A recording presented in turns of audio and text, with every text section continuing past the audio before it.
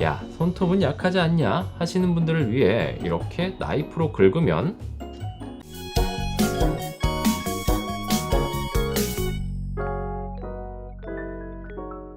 여러분 안녕하세요. 번거로운 임지입니다. 저는 어렸을 때부터 PC를 옆에 끼고 살았습니다. 그때는 게임을 하기 위해 명령어를 쳤어야 했고 그 명령어는 제게 게임을 하기 위한 마법의 주문과도 같았죠. 지금은 컴퓨터 없는 집이 거의 없지만 과거에는 컴퓨터가 필수는 아니었습니다. 일단 다루기가 요즘만큼 쉽지 않았을 뿐더러 가격도 사악했습니다. 요즘 PC 가격이 옛날보다는 많이 낮아졌다고는 하지만 그래도 부담되는 게 사실이죠. 사람마다 마음속에 컴퓨터 하면 떠오르는 예상 지출 가격은 다르지만 컴퓨터가 20만원대 후반이라면 대부분 괜찮은 가격이라고 생각할 겁니다. 게다가 데스크탑도 아닌 이동하면서 사용할 수 있는 노트북, 즉 랩탑이라면 더더욱 괜찮은 가격 아닌가요? 컴덕후 입장에선 부품 하나 정도의 가격이라 솔직히 놀랍습니다. 네, 그래서 오늘 소개드릴 제품은 디클의 클릭북 D14 랩탑입니다. 우리나라 한정으로 노트북, 랩탑 모두 같은 말이고요. 세계적으로는 랩, 무릎, 탑 위에 올려놓는 컴퓨터라고 해서 랩탑이고, 노트북은 도시바 최초의 접이식 컴퓨터를 좀 더 임팩트 있게 홍보하려고 노트북이라고 부르던 게 지금의 노트북으로 자리 잡았다고 하네요. 자매품으로는 호치키스, 스테이플러가 있죠. 박스를 개봉하면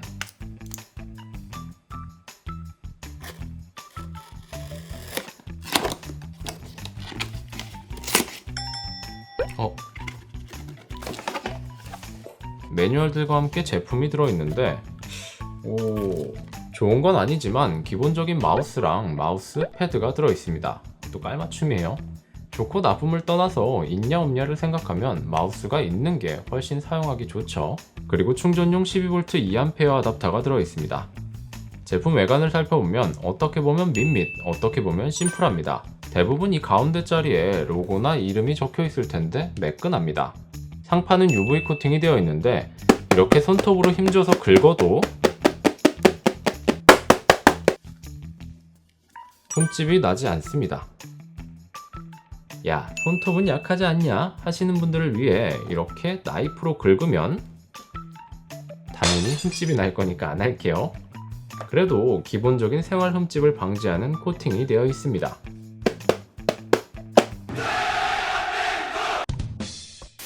색상은 화이트, 블랙, 블루, 핑크, 레몬 이렇게 5가지 색상이 있는데 시크하고 센치한 느낌보다는 몽글몽글 귀여운 느낌에 가깝다고 생각합니다. 먹는 걸로 비유하면 마카롱이나 마시멜로우, 아이스크림 같은 느낌에 가까워요. 상판에 캐리어나 다이어리 꾸미듯이 디자인이나 브랜드 스티커 붙이기 참 좋게 생겼습니다. 디클 D14의 이름답게 13인치의 기동성, 15인치의 가독성을 모두 지닌 14인치 제품이고 무게는 1.3kg으로 평균적인 14인치 제품보다 가벼운 무게를 가지고 있습니다. 화면은 1920-1080, 16대9 FHD 농글레어 IPS 패널을 채용했는데 대부분 가격이 저렴한 랩탑은 IPS 패널보다 저렴한 저가형 VA 패널과 화면이 유리로 된 글레어 패널을 사용하는 경우가 많았는데 이 글레어 패널은 사용 환경에 따라 호불호가 갈리는데 어두운 환경에서 조명을 켠다거나 뒤에 빛나는 물체가 있는 환경에서는 화면에 뭔가 아른아른거려서 시인성은 물론이고 집중력이 상당히 흐려집니다. 경험을 안 해보셨다면 왜 우리 주말에 막 일어나서 폰으로 영상 보다가 검은 화면 나올 때 우리 얼굴이 비치면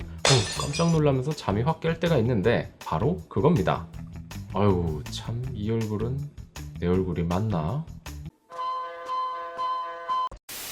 디클 D14의 디스플레이는 178도의 시야각을 자랑하는 IPS 농글레어 패널이라 다양한 각도에서 화면 색상이나 밝기에 대한 왜곡이 적습니다. 노트북은 데스크탑처럼 한 군데에 고정해놓고 사용하기보다 이동으로 사용 환경이 변해서 화면을 바라보는 각도와 위치 등이 자주 달라집니다. 그럴 때 농글레어 IPS 패널은 넓은 시야각과 빛 반사가 없는 무광의 깔끔한 디스플레이를 보여주기 때문에 쾌적한 작업 환경을 제공합니다. 디스플레이 위쪽에는 이제 랩탑의 기본 옵션이죠. 웹캠이 내장되어 있고 그 옆에는 작게 마이크가 있어서 간단한 화상 통화를 할 수 있습니다. 아참, 요즘 웹캠 해킹으로 몰카나 사생활이 노출되는 피해가 많죠? 그럼 여기 웹캠을 웹캠 커버로 가려주면 쓸 때만 샥 열어주면 됩니다.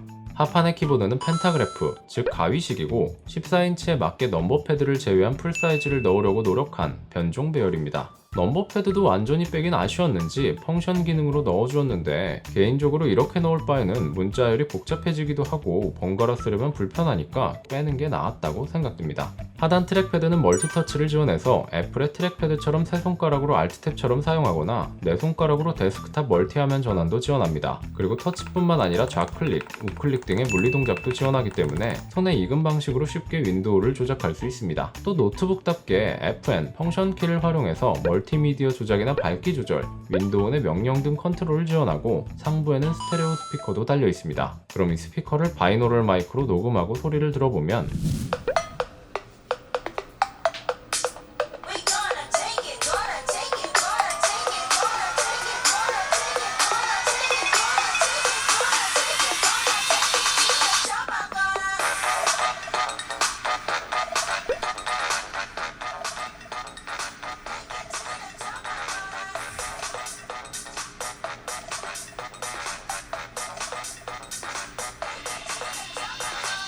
어떠신가요? 평소에 사운드에 관심이 있었다면 다소 만족스러운 소리는 아닐 겁니다. 근데 귀를 충족시켜줄 만한 스피커 가격이 이 제품 가격 정도니까 소리까지 욕심내는 건 양심상 잘못된 거라고 생각되네요. 사람마다 다르겠지만 음악 감상용이 아닌 멀티미디어 재생용으로는 사용할 만한 수준입니다. 우측면에는 충전을 위한 전원 포트, 3.5mm 오디오 포트, USB 2.0, 마이크로 SD 슬롯이 있는데 충전 단자가 3.5mm 포트와 거의 비슷한 크기라서 충전할 때 잘못 꽂을 수 있을 것 같은데 전기나 화재 위험성 측면에서는 양극이 닿지 않아서 위험성은 제로에 가깝지만 분명 꽂아뒀는데 왜 배터리 충전이 안 됐지? 하는 해프닝 정도는 일어날 수 있겠네요. 좌측면에는 듀얼 모니터나 외부 출력을 위한 마이크로 HDMI 포트와 빠른 스피드를 자랑하는 USB 3.0 포트를 지원합니다. 간단히 스펙을 살펴보면 인텔 제미니 레이크 셀러론 N4000, 인텔 UHD 그래픽스 600, 4GB의 램과 하드디스크 대신 eMMC 메모리 64GB로 구성되어 있습니다.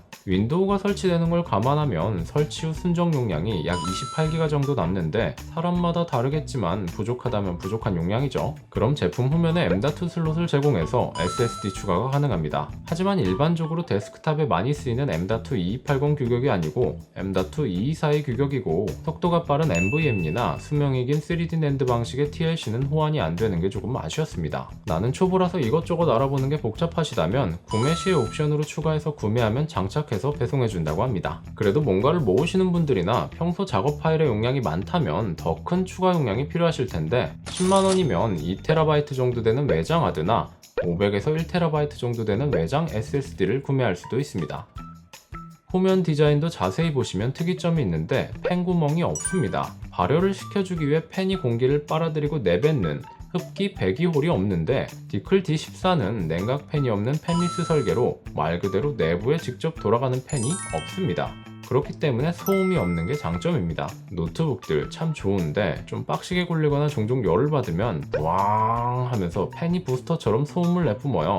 이륙한다고 하죠. 만약 도서관이나 조용한 곳에서 쓴다면 상당히 눈치 보이고 신경 쓰이거든요. 또 나는 몰라도 남들은 그 열기가 있는 바람이 불쾌하기도 할 겁니다. 팬리스라서 조용하고 소리는 안 난다. 그래, 그럼 발열은 제대로 해서 할까요? PC마크라는 컴퓨터 스트레스 프로그램으로 과부하 상태를 만든 다음 온도를 보면 이 정도 열이면 사용하기 적당한 수준입니다. 노트북 키보드 기준 좌측 상단면에 CPU가 있는지 열이 집중적으로 모여있는 걸 확인할 수 있습니다. 디클 D14는 마이크로소프트의 모던 PC에 해당하는 제품으로 모던 PC는 마이크로소프트가 정한 기준에 부합되는 제품에만 붙는 명칭인데 기준을 보면 윈도우 디펜더와 무료 업데이트를 지원하는 윈도우 10이 기본으로 탑재되어 있고 슬림하고 가벼운 디자인과 무게, 작업 수준에 맞는 퍼포먼스와 장시간 사용 가능한 배터리를 탑재해야 합니다.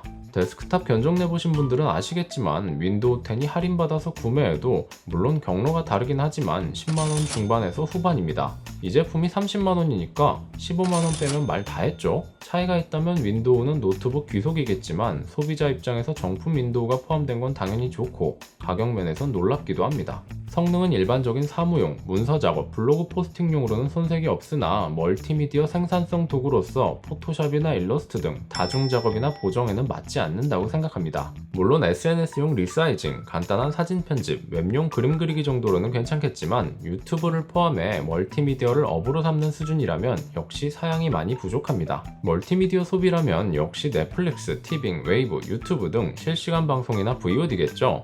그런 용도로는 디스플레이도 IPS 패널을 사용했기 때문에 아주 훌륭한 킬링타임 머신이 될 수 있습니다. 또 인터넷 강의를 듣기에도 휴대하기 괜찮은 사이즈와 특히 배터리 타임이 간단한 작업 시에는 최대 11시간가량 사용이 가능하니까 사용에 따라 다르지만 전력 소비가 많은 그래픽카드나 인터넷에 부하가 걸리는 작업이라면 연속 6시간 정도 실사용이 가능합니다. 충전은 방전부터 완충까지 4시간가량 소요되고 급하다면 30분 충전으로 1시간 30분가량 사용을 지원하는데 정말 급하면 그냥 아답터 꽂고 쓰면 되죠.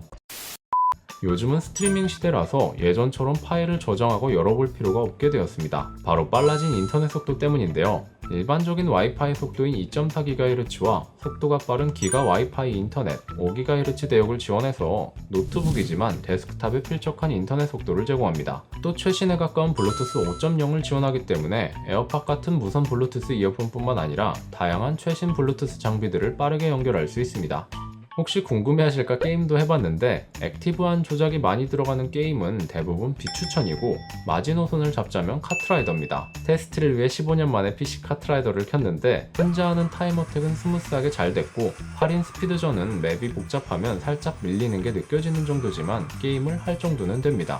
10에 7 정도로 돌아갑니다. 또 이걸로 롤도 해봤는데 매우 낮은 옵션 기준 잘 나와야 20에서 30프레임이고 그마저도 뚝뚝 끊깁니다. 결과로 보여드리면 롤은 안 하시는 게 나와 어디 사는 누군지 모를 팀원들의 정신건강에도 좋습니다. 이거 테스트하는 동안 팀원들이 저희 부모님 생각을 어찌나 해주시던지 감동받아서 찾아갈 뻔했습니다. 클릭만 해주면 되는 롤토체스는 어느 정도 가능하나 전투 시에 화려한 조명이 팡팡 터지면 중간중간 수시로 끊깁니다. 그래도 턴제니까 가성비 플레이가 가능한데 10에 6 정도로 돌아간다고 보시면 되겠네요. 사양을 보시면 아시겠지만 게임 용도로 만들어진 제품이 아니죠. 그래도 무조건 물어보실 테니까 테스트해서 참고용으로만 알려드리는 거예요. 네가 게임 된다 그래서 게임용으로 샀는데 이러시면 안 됩니다. 디클 D14는 인터넷 강의, 멀티미디어 감상, 문서 작업, 간단한 사진 편집이나 보정, 혹은 액티브엑스 대안용 결제 머신이나 관공서 업무, 회계용, 블로그 작성용, 아프리카나 트위치 시청용으로 적합한 랩탑이고 생산성보다 소비용 컴퓨터로 사용할 때는 게임 빼고는 대부분 가능하다고 보시면 됩니다.